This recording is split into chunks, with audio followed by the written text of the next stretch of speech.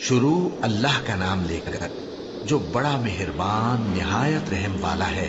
سب تعریف اللہ ہی کو ہے جس نے اپنے محبوب بندے محمد صلی اللہ علیہ وآلہ وسلم پر یہ کتاب نازل کی اور اس میں کسی طرح کی گجی اور پیچیدگی نہ رکھی، بلکہ سیدھی اور سلیس اتاری تاکہ لوگوں کو عذاب سخت سے جو اس کی طرف سے آنے والا ہے ڈرائے، اور مومنوں کو جو نیک عمل کرتے ہیں خوشخبری سنائے کہ ان کے لیے ان کے کاموں کا نیک بدلہ یعنی بہشت ہے جس میں وہ ہمیشہ رہیں گے، اور ان لوگوں کو بھی ڈرائے جو کہتے ہیں کہ اللہ نے کسی کو بیٹا بنا لیا ہے۔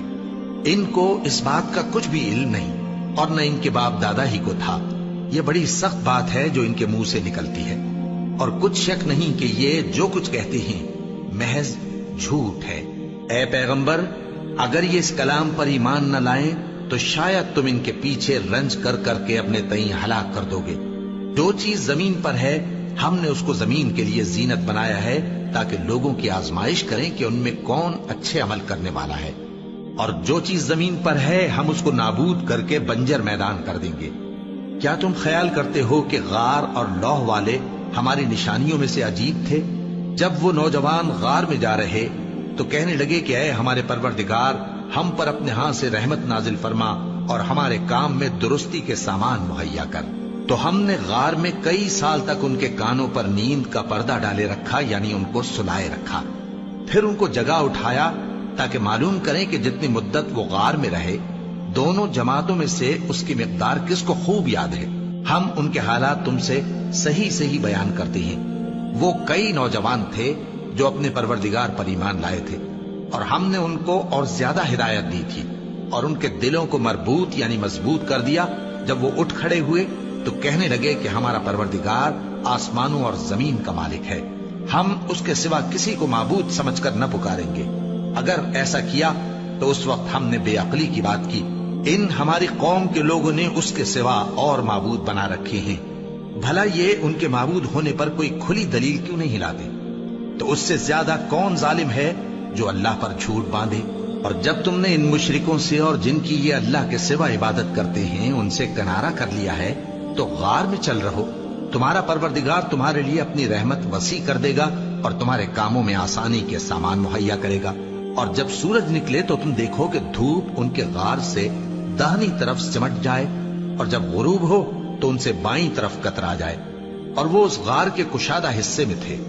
یہ اللہ کی نشانیوں میں سے ہیں، جس کو اللہ ہدایت دے وہ ہدایت یاب ہے، اور جس کو گمراہ رہنے دے تو تم اس کے لیے کوئی دوست راہ بتانے والا نہ پاؤ گے۔ اور تم ان کے متعلق خیال کرو کہ وہ جاگ رہے ہیں حالانکہ وہ سوتے ہیں، اور ہم ان کو دائیں اور بائیں کروٹ بدلاتے تھے، اور ان کا کتا چوکھٹ پر دونوں ہاتھ پھیلائے ہوئے تھا۔ اگر تم ان کو جھانک کر دیکھتے تو پیٹ پھیر کر بھاگ جاتے اور ان سے دہشت میں آ جاتے۔ اور اسی طرح ہم نے ان کو اٹھایا تاکہ آپس میں ایک دوسرے سے دریافت کریں۔ ایک کہنے والے نے کہا کہ تم یہاں کتنی مدت رہے؟ انہوں نے کہا کہ 1 دن یا اس سے بھی کم۔ انہوں نے کہا کہ جتنی مدت تم رہے ہو تمہارا پروردگار ہی اس کو خوب جانتا ہے، تو اپنے میں سے کسی کو یہ روپیہ دے کر شہر بھیجو، وہ دیکھے کہ نفیس کھانا کون سا ہے تو اس میں سے کھانا لے آئے، اور احتیاط سے آئے جائے اور تمہارا حال کسی کو نہ بتائے۔ اگر وہ تم پر دسترس پا لیں گے تو تمہیں سنسار کر دیں گے یا پھر اپنے مذہب میں داخل کر لیں گے، اور اس وقت تم کبھی فلاح نہیں پاؤ گے۔ اور اسی طرح ہم نے لوگوں کو ان کے حال سے خبردار کر دیا تاکہ وہ جانیں کہ اللہ کا وعدہ سچا ہے، اور یہ کہ قیامت جس کا وعدہ کیا جاتا ہے اس میں کچھ شک نہیں۔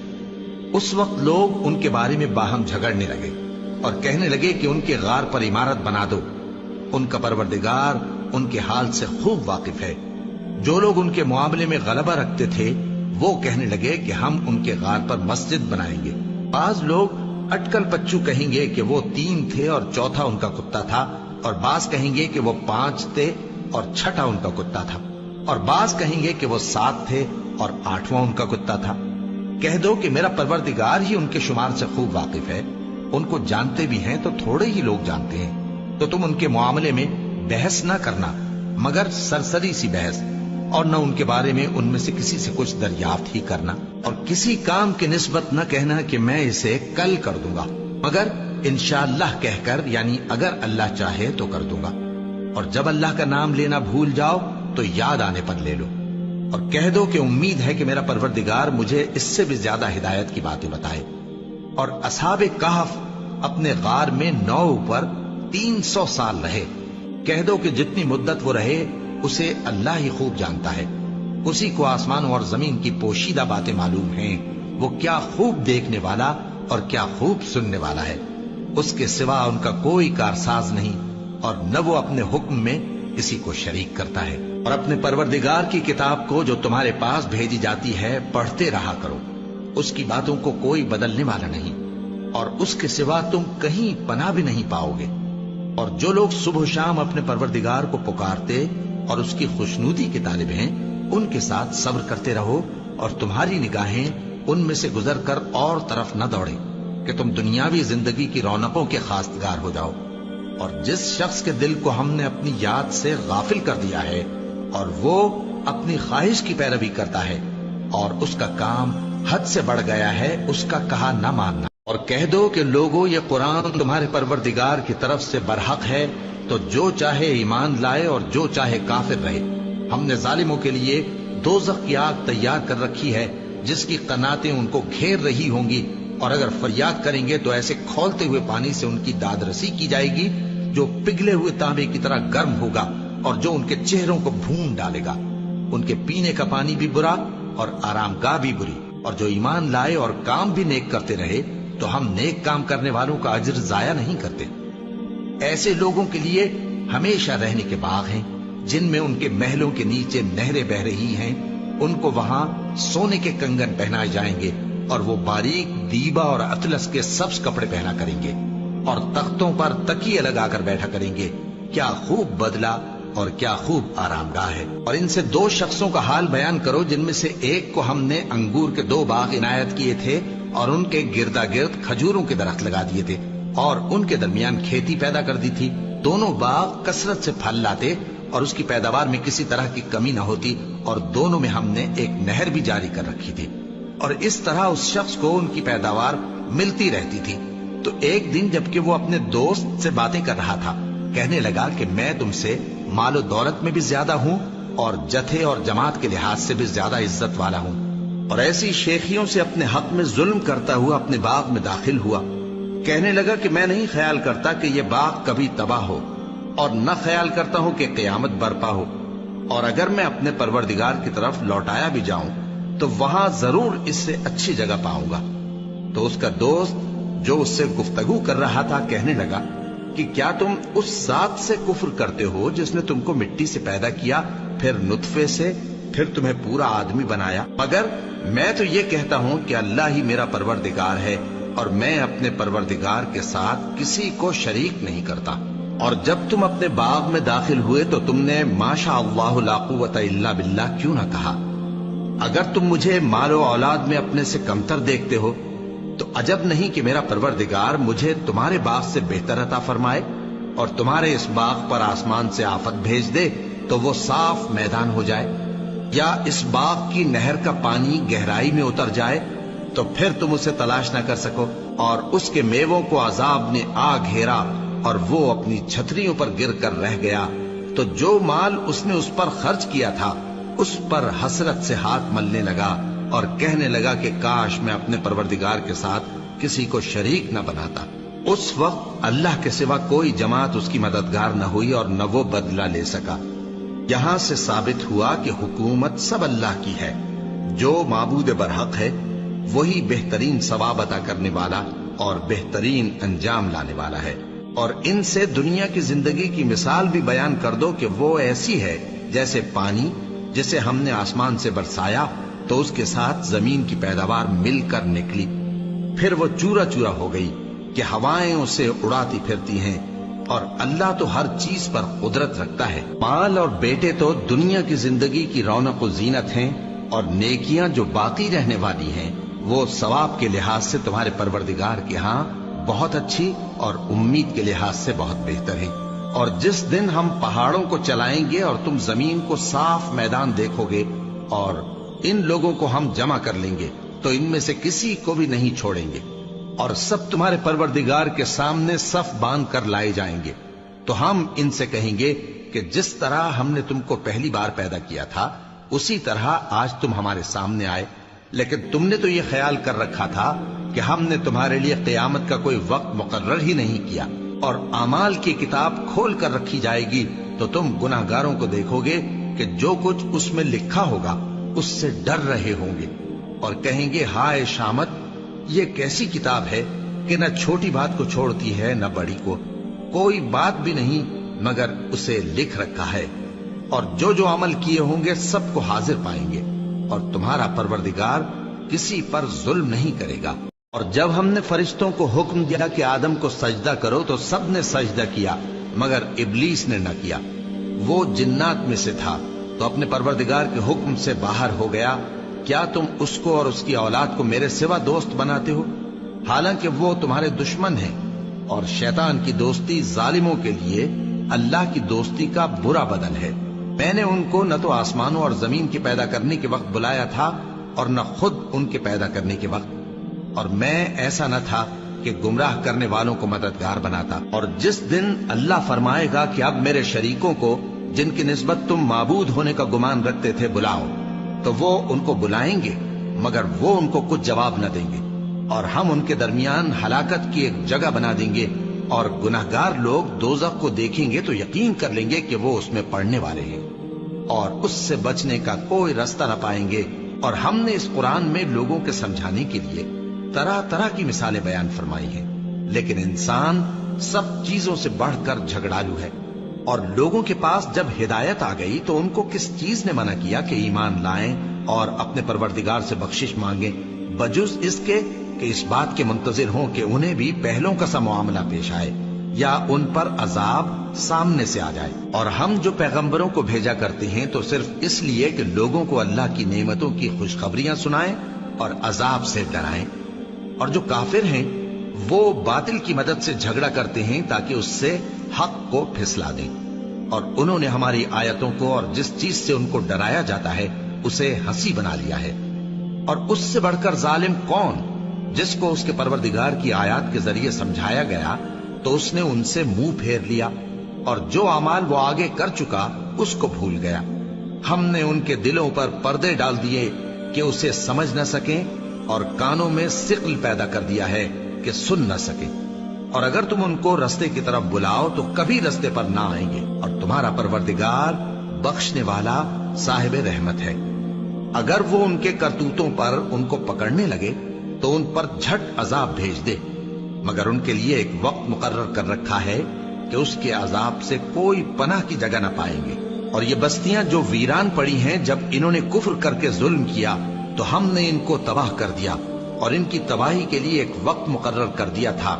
और जब मूसा ने अपने शागिर्द से कहा कि जब तक मैं दो दरियाओं के मिलने की जगह न पहुंच जाऊं, टलने का नहीं, खास सदियों चलता रहूं। फिर जब वो दोनों उन दरियाओं के संगम पर पहुंचे तो अपनी मछली भूल गए। फिर उस मछली ने दरिया में सुरंग की तरह अपना रास्ता बना लिया। जब आगे चले तो मूसा ने अपने शागिर्द से कहा कि हमारा खाना लाओ, इस सफर से हमको बहुत थकान हो गई है। उसने कहा कि भला आपने देखा कि जब हमने उस चट्टान के पास आराम किया था तो मैं मछली वहीं भूल गया, और मुझे आपसे उसका जिक्र करना शैतान ने भुला दिया, और उस मछली ने अजीब तरह से दरिया में अपना रास्ता बनाया। मूसा ने कहा, यही तो वो मकाम है जिसे हम तलाश करते थे। तो वो अपने पांव के निशान देखते देखते लौट गए।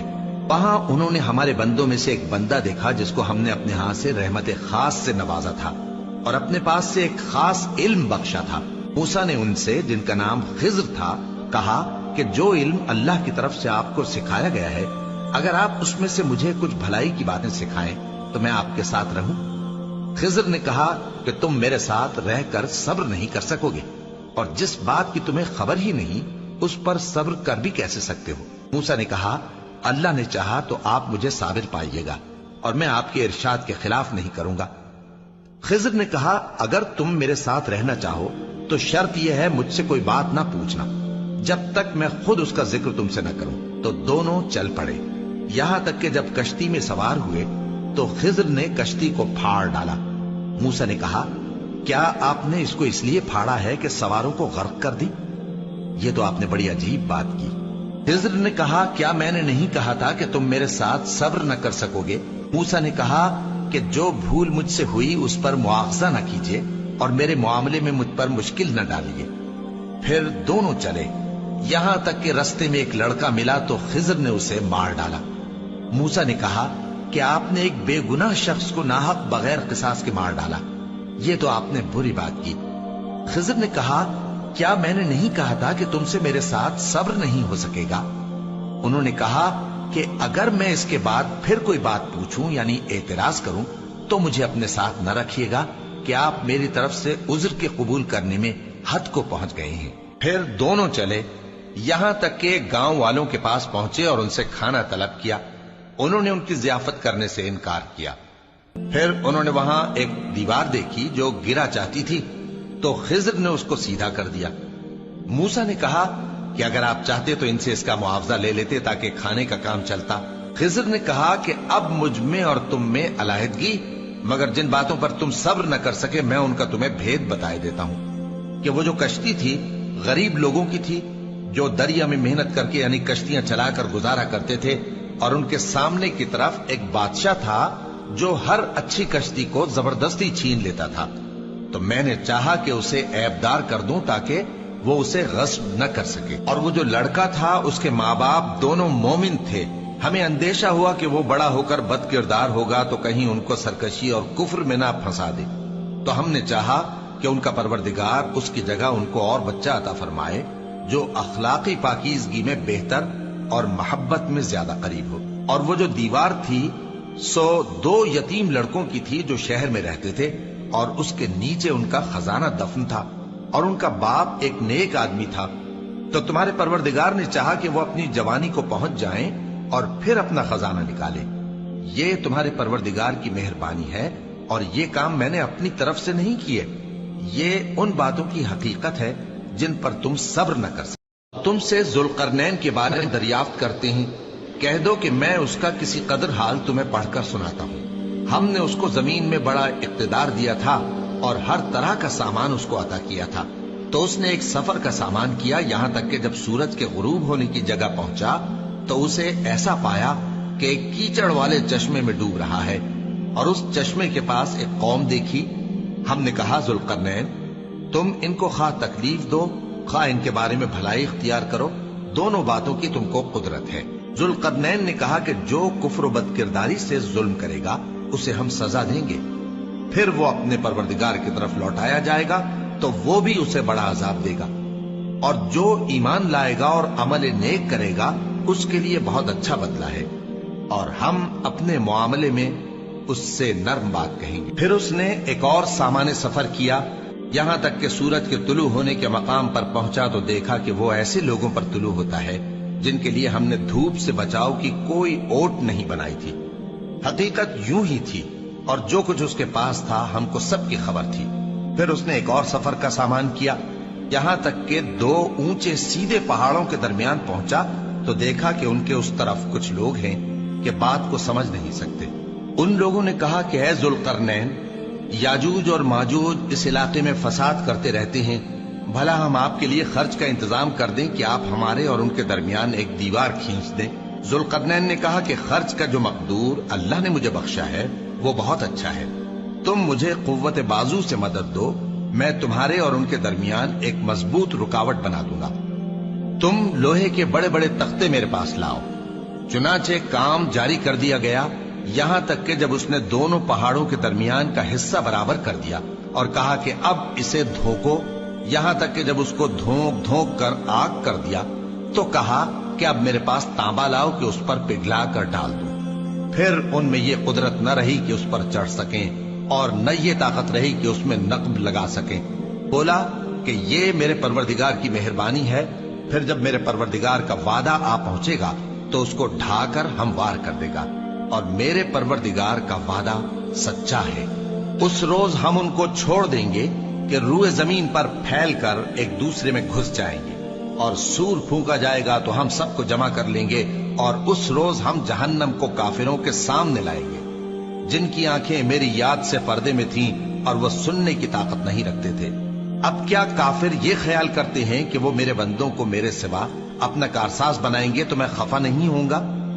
ہم نے ایسے کافروں کے لیے जहन्नम की मेहमानी तैयार कर रखी है। कह दो कि हम तुम्हें ऐसे लोग बताएं जो अमाल के लिहाज से बड़े नुकसान में हैं।